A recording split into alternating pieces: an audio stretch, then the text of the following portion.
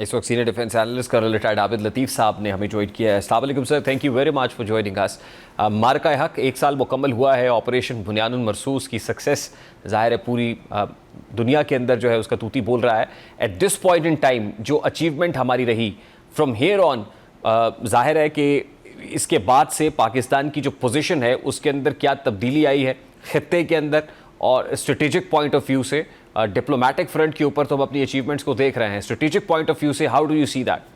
जी बहुत शुक्रिया मुझे इनवाइट करने के लिए। जी बिल्कुल, देखिए स्ट्रेटेजिक पॉइंट ऑफ व्यू से तो बिल्कुल मैं ये कहूँगा कि ये एक स्ट्रेटेजिक रीसेट है जो कि इस रीजन के अंदर और इस पर्टिकुलरली जो सब कॉन्टिनेंट है उसके अंदर हो गया। देखें, पहले तो ये कि जो इंडिया इस पूरे रीजन का हेजेमॉन था, और जो बाकी जो हिमालयन कंट्रीज, श्रीलंका, उनको आप देखें, इवन छोटे आइलैंड कंट्रीज, इन सब को एक तरह से वो कोशिश करता था कि वो जो जो पॉलिटिकल रियलिटीज डिक्टेट करे और अपनी रियलिटीज डिक्टेट करे।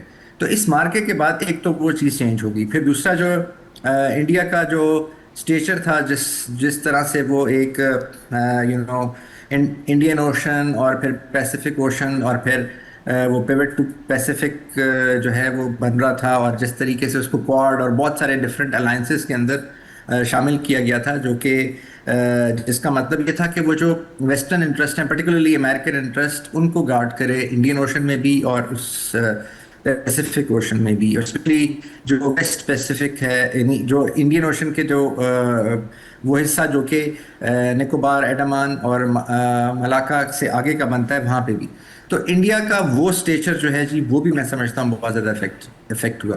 फिर जो इंडिया का एज अ स्टेट, जो उसका स्टेट क्राफ्ट है, वो भी एक्सपोज हो गया जी, जो कि एक्चुअली डिसीट के ऊपर, डिसइंफॉर्मेशन के ऊपर, मिस इन्फॉर्मेशन के ऊपर, टेररिज्म के ऊपर बेस्ड है, वो भी एक तरह से एक्सपोज हो गया। फिर इंडिया जिस तरीके से ये कह रहा था कि जी पाकिस्तान को डिप्लोमेटिकली उसने आइसोलेट कर दिया है, पाकिस्तान जो है वो वेस्ट एशिया के अंदर, मुस्लिम कंट्रीज़ के अंदर, अरब वर्ल्ड के अंदर, मगरब के अंदर, यूरोप के अंदर, बहुत सारे जो जितने ये रीजन बनते हैं, इसके अंदर पाकिस्तान जो है वो खुदा न खास्ता उसकी जो डिप्लोमेटिक आउटरीच है वो कर्टेल कर दी गई है। तो आज अगर आप देखें तो वही इंडिया के साथ हो गया। तो आई थिंक ये हुआ कैसे जी, दिस ऑल हैपेंड बिकॉज जो इंडिया का ने जिस तरीके से इरेशनल उसका बिहेवियर था, जिस तरीके से उसने जो अपना एक आप कह लीजिए कि जो राइट, एक्सट्रीम राइट की जो आइडियोलॉजी थी, जिस तरह से उसने उसको प्ले किया, और जिस तरह से उसने फिर इस जो मार्का हक के अंदर जो उसको मिलिट्री और जो उसको आप कह लीजिए जो डेटरेंस स्टेबिलिटी उसकी अंडर क्वेश्चन आई, वो आई थिंक उसने बिल्कुल ये सारी चीज़ें जो हैं वो रीराइट करके रख दी, रीड्रॉ करके रख दी। एक ऐसा रीडक्स हुआ जिसको जो है अब दुनिया जो है वो देख रही है जी। जी अगर सब डेफिनेटली ये सब कामयाबियां हैं, लेकिन इसको कैसे देखें? अब इंडिया के अंदर हम देखते हैं foreign direct investment point of view से भी, और फिर जो बायलैटरल एग्रीमेंट्स हैं उसके पॉइंट ऑफ व्यू से भी, तो जाहिर है वहाँ पे अभी हम ऐसी एक्टिविटी देख रहे हैं। लेकिन पाकिस्तान के अंदर इन कंपैरिजन विद दैट, आपको क्या लगता है कि क्या हम इसको मटीरियलाइज कर पाए हैं? अगर नहीं कर पाए तो कहाँ पर कोई खराबी मौजूद है? जी देखिए, मैं सॉरी, आपके आखिरी सवाल का आखिरी हिस्सा मुझे आवाज़ नहीं आई जी। नहीं, मैं ये कह रहा हूं कि पाकिस्तान में as far as the foreign direct investment और the bilateral agreements are concern, तो आपको लगता है कि अब इस कामयाबी को हमें अपनी इकोनॉमिक डोमेन में भी अच्छे तरीके से इस्तेमाल करना चाहिए? क्या हम कर पा रहे हैं? जी बिल्कुल, देखिए आपने बिल्कुल ठीक कहा जी। देखें, जो कम्प्रिहेंसिव कॉन्सेप्ट है सिक्योरिटी का, वो यही है कि आपकी जो इकोनॉमिक सिक्योरिटी, आपकी जो फूड सिक्योरिटी, आपकी जो बेसिकली ह्यूमन सिक्योरिटी है, जिसके गिर्द ये सारी चीज़ें इवॉल्व करती हैं, वो आप एक्वायर करें। जिसका एक हिस्सा जो है वो आपकी मिलिट्री कंपोनेंट है, यानी जिसमें काइनेटिक और ये आपका कन्वेंशनल सिक्योरिटी आती है। तो आई थिंक ये मैं समझता हूँ जी कि जब पाकिस्तान का अल्हम्दुलिल्लाह जो स्टेचर जैसे एनहेंस हुआ है डिप्लोमेटिकली, और वेस्ट एशिया के अंदर भी उसको एक मुकाम हासिल हुआ है, तो अब जो कनेक्टिविटी है जी वो बहुत इन्हेंस हो जाएगी। और जो जो जिसको आपने इकोनॉमिक एक्टिविटी के जो जंप स्टार्ट करने का, या जो हमारी ट्रेड कॉमर्स का बढ़ने के लिए, वो उस वक्त होता है जब आपकी कनेक्टिविटी बढ़ जाए। तो खाली ये समंदर के थ्रू नहीं है जी। पाकिस्तान को अल्लाह ताला ने जिस जो जोग्राफिकल पोजीशन दी हुई है, वहाँ पे जो उसका आप देख लीजिए, वेस्ट एशिया के साथ, सेंट्रल एशिया के साथ, साउथ ईस्ट एशिया के साथ, इंडियन ओशन में, अरेबियन सी में, हर जगह उसकी कनेक्टिविटी है। तो जब ये ईरान का मसला इंशाल्लाह जैसे ही हल होता है जी, सेंट्रल एशिया से पाकिस्तान की कनेक्टिविटी, तो ऑलरेडी पाकिस्तान BRI और उसका जो BRI का जो फ्लैगशिप प्रोग्राम है CPEC उसका हिस्सा है। और फिर पाकिस्तान, अगर आप इन मकैंदर्स टर्म कहें, तो पाकिस्तान वो पिवट स्टेट है जिसके गिर्द अब वर्ल्ड आइलैंड जो है वो रिवॉल्व कर रहा है। तो पाकिस्तान की जो जोग्राफिकल इंपॉर्टेंस है, मैं समझता हूँ वो ऑटोमेटिकली उसको जो ग्रेन ऑफ द ग्राउंड है वो वाला अता करती है कि जिसके साथ उसकी कनेक्टिविटी और वो इन सारे जो ट्रेड रिलेटेड जो आपके लिए कह लीजिए कि जो एंडेवर्स हैं वो उसकी इन्हेंस हो जाएंगी। इसके लिए अब ज़रूरी ये है कि जो इंटरनली हमारे जो जिन चीज़ों पे हमें जोर देना चाहिए वो हमें ज़ाहिर है अपनी agrarian इकोनॉमी, इंडस्ट्रियलाइजेशन और एनर्जी के ऊपर, अगर हम ये इन 3 सेक्टर्स को एनहेंस करते हैं, क्योंकि 21st सेंचुरी एक तरफ मिनरल्स की सेंचुरी है और दूसरी तरफ एग्रीकल्चर की सेंचुरी है। तो Pakistan has 8 crore acres of land जहाँ से पाकिस्तान बहुत कुछ उगा सकता है, फूड सिक्योरिटी अपनी इंश्योर कर सकता है और कर भी रहा है। और उसके साथ साथ जो पूरा ये अब जो रीजन पाकिस्तान के साथ कनेक्ट होने को जा रहा है, सेंट्रल एशिया और वेस्ट एशिया, आई थिंक उसको भी फीड कर सकता है। जी definitely sir, it is about direction और फिर हम किस समत में जा रहे हैं। If we are taking off और पॉजिटिव डायरेक्शन के अंदर है तो फिर हमसाया मुल्क के अंदर फ्रस्ट्रेशन तो बनती है, और वो फ्रस्ट्रेशन ये बता रही है और आलमी जरीदे ये लिख रहे हैं कि वो एक बार फिर कोई फॉल्स फ्लैग ऑपरेशन रचा सकता है। तो how do you see that, हमारे ईस्टर्न वेस्टर्न बॉर्डर के ऊपर इस वक्त लेवल ऑफ थ्रेट क्या है, इंटेंसिटी ऑफ द थ्रेट क्या है?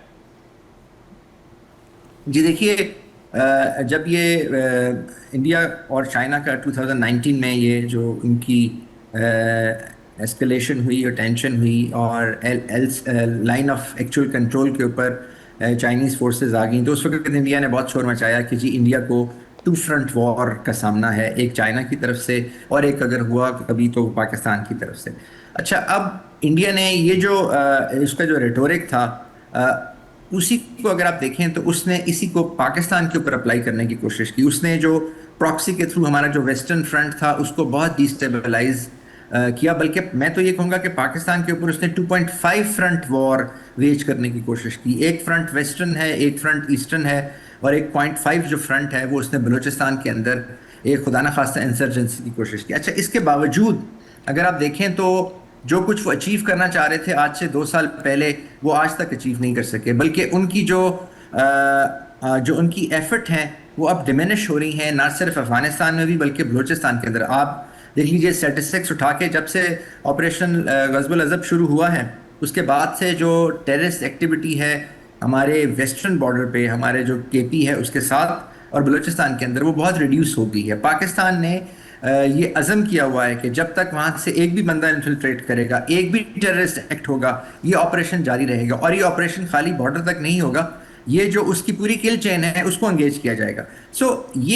लेकिन अगर इसको आप इस कॉन्टेक्स्ट में देखें कि क्या इस सारे के बावजूद क्या आप जो इंडिया है वो उसको ये बात समझ आ गई है जो कुछ उसके साथ मार के हक में हुआ, तो क्या वो दोबारा कोई ऐसे एडवेंचर की कोशिश करेगा? तो जी मैं समझता हूँ, क्योंकि उस वहाँ पे जो उनकी कबाल है, जो उनकी लीडरशिप है, जो उनकी स्ट्रेटेजिक एलीट है, उसके अंदर मैं समझता हूँ रैशनैलिटी का इशू है, क्योंकि वो एक्सट्रीम हिंदुत्व आइडियोलॉजी की वजह से एक्सट्रीम राइट पे, इतना राइट पे चले गए हैं कि हाइपर नेशनलिज्म से अब वो फैसिज्म की तरफ चले गए हैं।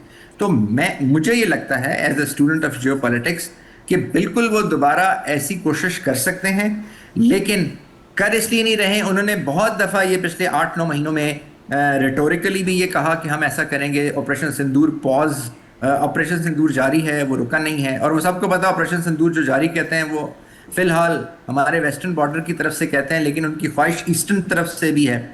तो मैं ये समझता हूँ जी कि ये अगर इन्होंने ये दोबारा किया तो जो हमारी तरफ से अगर सिंदूर 2 होगा तो मार्का हक 2 भी होगा। और इसमें पाकिस्तान अपना जो डॉक्ट्रिन है वो बहुत अच्छे तरीके से डिफाइन कर चुका है कि ये क्विड प्रो को प्लस होगा। पहले भी क्विड प्रो प्लस था और अब भी ये ऐसे ही होगा, क्योंकि हमारा देखिए जी जो ओवरऑल जो डॉक्ट्रिन है डिफेंस का, अब वो खाली डिफेंसिव पोस्चर नहीं है, वो अब ऑफेंसिव डिफेंस है। सो आई थिंक ये एक मैसेज जो है वो दुश्मन को, हमारे जो एनिमी है उसको चला भी गया है।